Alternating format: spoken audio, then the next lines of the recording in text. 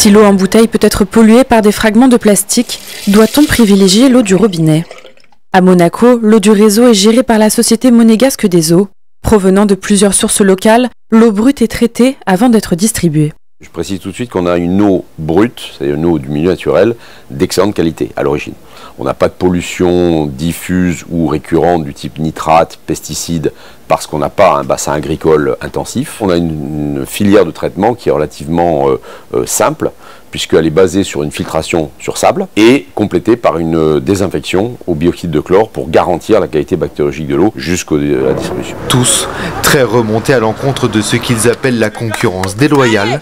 C'est parti, tout le monde en voiture maintenant! Un message envoyé aux chauffeurs des applications telles que Uber, Bolt ou encore Hitch.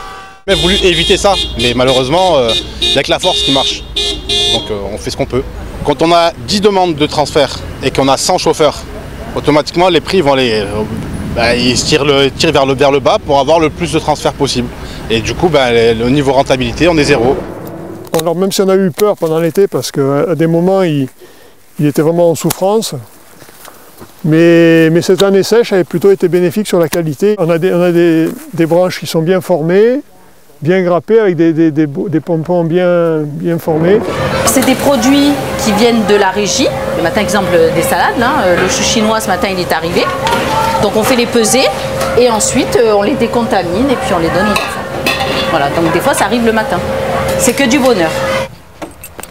Ce matin, à seulement quelques kilomètres d'ici, Lauriane se dirige vers les cultures communales. Elle prépare la récolte à livrer dans la matinée pour les écoles. On récolte les choux chinois. Donc on les découpe et on les nettoie pour qu'ils soient propres pour aller aux cantines après. Là on va faire 3 caisses, donc une caisse par école. Il y a quelques jours encore, il trônait dans les intérieurs douillés des familles suédoises. Aujourd'hui, les vieux sapins de Noël sont offerts aux poissons. So we tie them together, 3 or 4 together, and then we tie them to a weight. In this case, rocks in a bag. Everything's biodegradable. And then we throw them out into the water, and they will sink down to the bottom. Pour cette association de pêche suédoise, l'objectif est de transformer ces conifères en habitat pour les espèces aquatiques sauvages de l'archipel. Un léger sourire synonyme de soulagement pour One Voice. Les 3 orques Wiki, Keijo et Inuk ne seront pas transférés vers un autre centre d'hébergement. Pour l'association de défense pour les animaux marins, c'est une première étape dans leur combat.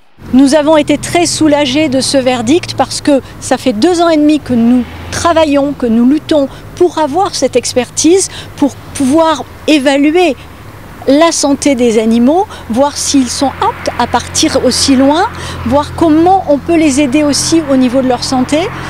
Donc aujourd'hui nous sommes soulagés et nous sommes prêts à nous mettre vraiment au travail. Et pourtant, on respire mieux à Nice. La qualité de l'air s'est améliorée depuis quelques années, comme le prouvent les relevés effectués chaque jour dans les différentes stations de la métropole. L'organisme régional de surveillance de la qualité de l'air, Atmosud, en compte une dizaine dans les Alpes-Maritimes. Chaque station a une influence particulière. Certaines sont pour le fond urbain, comme celle qui est derrière moi, la station Arson. Certaines sont plutôt d'influence industrielle, donc à proximité d'industrie. D'autres plus trafic, près d'axes routiers. Donc voilà, c'est pour mailler l'ensemble du territoire par de la mesure de concentration, donc ce qu'on respire. En Norvège et aux Maldives, cet architecte a été missionné pour faire construire de véritables villes flottantes. Des complexes de 5000 maisons pouvant accueillir jusqu'à 35 000 personnes. Whole system of the sewage, the water, the energy that is being as blood veins in your body, just transported through the city. Des projets futuristes destinés à répondre aux dérèglements environnementaux qui touchent la Norvège et l'archipel des Maldives qui pourrait être totalement submergé d'ici la fin du siècle. Moi j'ai tourné avec Gérard Depardieu, alors je vous le dis, tout le monde savait, personne n'a rien dit, moi je n'ai rien vu. Mais bon bref, donc je dis bien sûr que je vais regarder ton texte. Je ne savais pas qu'il écrivait soi-disant dans des journaux, je ne connaissais pas ce monsieur. Mais quand j'ai lu le texte, j'ai dit je vais pas le signer parce que ce qui est écrit, c'est que même si il est coupable, on va le sauver. Moi je ne peux pas signer ça. Si réellement il est coupable, alors il paye, puis c'est tout. Et de l'autre côté, contre non plus, moi je ne suis pas juge d'instruction, je ne sais, voilà. Attendons de voir et chacun est responsable de ses actes. et puis il paiera pour ce qu'il a fait. Moi, sincèrement, je suis très étonnée d'entendre dire que les gens savaient qu'il était un agresseur. Moi, en vrai, je savais qu'il faisait des blagues lourdes, légères comme 10 enclumes, tout ce que vous voulez, mais rien de répréhensible par la loi.